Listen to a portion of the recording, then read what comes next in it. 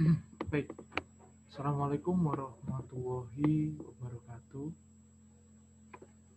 Salam sejahtera bagi kita semua. Pada kali ini saya akan mencoba memaparkan terkait dengan teori belajar dan juga motivasi belajar. Sebelumnya saya sendiri perkenalkan, saya Adi S dari Bojonegoro. Saya lanjut, teori belajar dan motivasi belajar ini menjadi hal yang penting bagi seorang dosen dan juga pendidik, karena kita harus memahami beberapa hakikat daripada teori belajar yang akhirnya akan bermuara pada motivasi belajar, yang nantinya bermuara pada tercapainya tujuan pembelajaran itu sendiri. Ya, definisinya,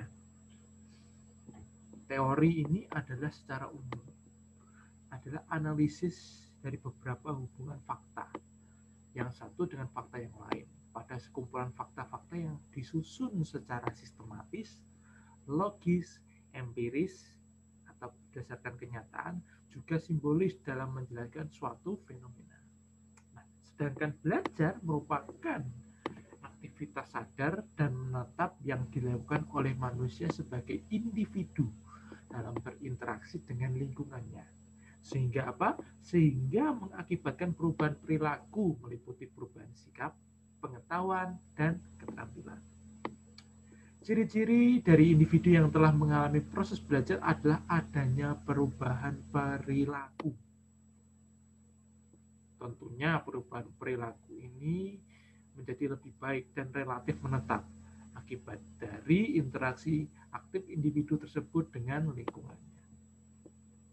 Nah, sedangkan motivasi itu merupakan sebuah dorongan, hasrat ataupun minat yang begitu besar dalam diri untuk mencapai sebuah keinginan, cita-cita, dan tujuan tertentu.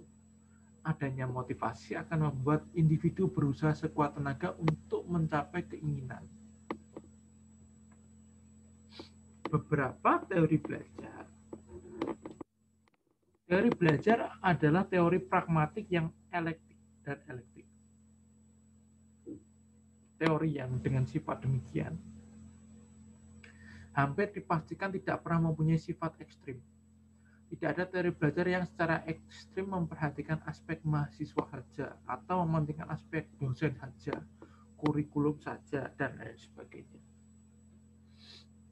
Nah, teori belajar ini menurut ahli aliran psikologi dibagi menjadi 5 aliran.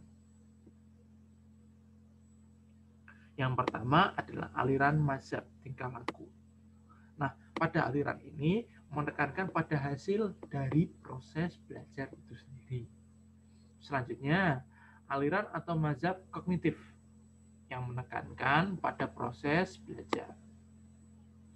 Ketiga, aliran dari mazhab humanistik menekankan pada aspek isi apa yang dipelajari. Yang keempat, aliran mazhab konstruktivistik. Yang kelima, aliran atau mazhab sibernetik menekankan pada sistem informasi yang dipelajari.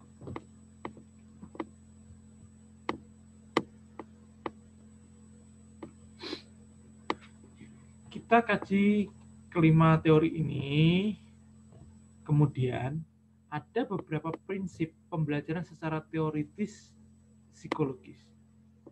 Faktor kognitif yang pertama. Ya, faktor ini menggambarkan bagaimana peserta didik berpikir, mengingat, serta penggambaran faktor-faktor yang terlibat dalam proses pembentukan makna informasi dan juga pengalaman.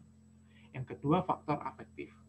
Faktor ini menggambarkan bagaimana keyakinan, emosi, dan motivasi mempengaruhi cara seorang menerima situasi pembelajaran.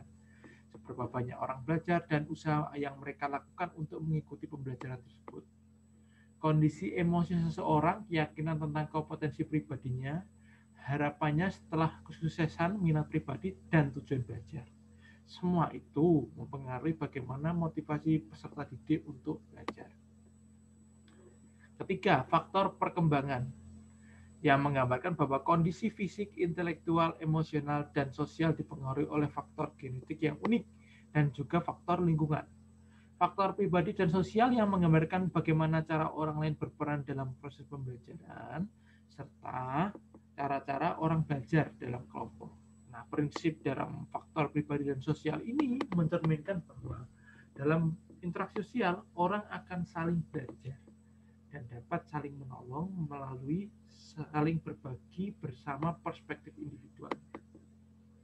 Nah, faktor perbedaan individual yang menggambarkan bagaimana latar belakang individu itu unik dengan kapasitas mereka masing-masing, berpengaruh pada proses pembelajaran di masyarakat. Selanjutnya, faktor metakognitif atau kognitif. Prinsip 1, yakni dasar proses untuk mencapai tujuan yang bermakna secara pribadi, aktif, dan melalui media secara internal, merupakan proses pencarian dan pembentukan makna terhadap informasi dan pengalaman yang disaring melalui perspektif unik, pemikiran, dan perasaan peserta didik, warga belajar. Prinsip kedua, tujuan proses pembelajaran. Warga belajar mencari untuk menciptakan makna, representasi pengetahuan melalui kuantitas dan kualitas data yang tersedia. 3. Prinsip pembentukan pengetahuan. Warga belajar mengkaitkan informasi baru dan pengetahuan sebelumnya yang dimiliki dengan cara-cara yang unik dan penuh makna. 4. Pemikiran tingkat tinggi. Strategi tingkat tinggi untuk berpikir, untuk memantau dan memonitor proses mental, memfasilitasi kreativitas dan berpikir kritis. Dan faktor afektif, faktor pengaruh motivasi dalam pembelajaran. Di dalamnya ada kesadaran diri dan keyakinan, kontrol diri, kompetensi dan kemampuan, kejelasan nilai personal, minat dan tujuan, harapan pribadi terhadap kesuksesan dan kegagalan, afeksi, emosi dan kondisi pikiran secara umum, tingkat motivasi untuk belajar. Yang keenam, motivasi intrinsik dan untuk belajar. Yang ketujuh, karakteristik tugas-tugas pembelajaran yang dapat meningkatkan motivasi. Faktor ketiga yaitu faktor perkembangan. Prinsip 8 yakni kendala dan peluang perkembangan. Kemajuan individual dipengaruhi oleh perkembangan fase-fase fisik, intelektual, emosional, dan sosial yang merupakan fungsi genetis unik serta pengaruh dari faktor lingkungan. Yang keempat adalah faktor personal dan sosial. Prinsip 9 ini keberagaman sosial dan budaya. Pembelajaran difasilitasi oleh interaksi sosial dan komunikasi dengan orang lain melalui setting yang fleksibel, keberagaman usia, budaya, latar belakang keluarga, dan instruksional yang adaptif. Prinsip nomor 10, hubungan individu yang satu dengan yang lain sehingga mereka dapat saling mengetahui potensi, menghargai bakat-bakat unik dengan tulus, dan mereka saling dapat menerima sebagai individu. Yang kelima, faktor perbedaan individu dalam masyarakat. Perbedaan individu dalam pembelajaran. Nah, termasuk pada suku, ras, gender, kemampuan fisik, agama, dan status sosial. Prinsip ke-12 yaitu filter kognitif. Keyakinan personal, pemikiran, dan pemahaman berasal dari pembelajaran dan interpretasi sebelumnya. Hal ini dapat menjadi dasar individual dalam membentukkan realitas dan interpretasi pengalaman hidup.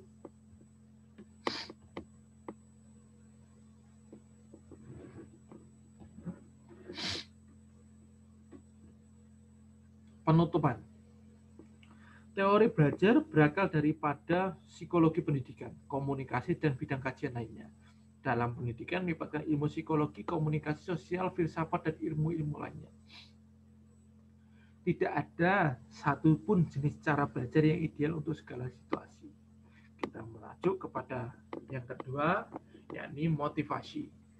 Motivasi pengertiannya adalah mover atau menggerakkan. Kondisi yang menimbulkan perilaku, mengarahkan perilaku, mempertahankan intensitas perilaku. Motivasi ini merupakan kekuatan energi seseorang yang dapat menimbulkan tingkat persistensi dan entusiasmenya dalam melaksanakan suatu kegiatan. Analisis hasil kerja yang rendah. 1. Belum menguasai pengetahuan dan keterampilan. Sifat yang struktur tugas yang sulit, konsekuensi negatif, jarang berlatih menggunakan keterampilan tersebut. Nah, teori motivasi ini proses motivasi ini diarahkan untuk mencapai tujuan. Nah, tujuan yang ingin direalisasikan ini dipandang menjadi power yang menarik bagi individu. Terdapat beberapa teori motivasi antara perilaku dan hasilnya. Ini ada teori-teorinya. Teori kepuasan pakai Abraham Maslow. Terus teori dua faktor menggunakan teori Friedrich Herzberg. Teori kebutuhan David McLeod. Teori harapan Viktor Hallfrum. Teori keadilan juga Viktor Hallfrum. Teori penguatan juga sama. Oke. Fungsi motivasi dalam belajar. Motivasi adalah sesuatu yang paling mendasar dan harus ada. Motivasi selalu bertalian dengan tujuan. Ada beberapa cara. Yang pertama, memberi angka, memberi hadiah, kompetisi, eco environment, memberi pujian. Ya. Beberapa teori motivasinya motivasi dan penguat, hadiah dan penguatan, cognitive dissonance, teori atribusi, self-worth, ekspektasi, teori of motivation, teori humanistik untuk motivasi, dan teori motivasi berprestasi. Oke, itu semua yang dapat saya sajikan pada pertemuan kali ini. Terima kasih atas perhatiannya. Beberapa kiat sukses dalam belajar bila tujuan tercapai yaitu 1. Learning to know, learning to be, learning to do, learning to live together. Oke, terima kasih. Saya akhiri, wabillahi taufiq wal hidayah.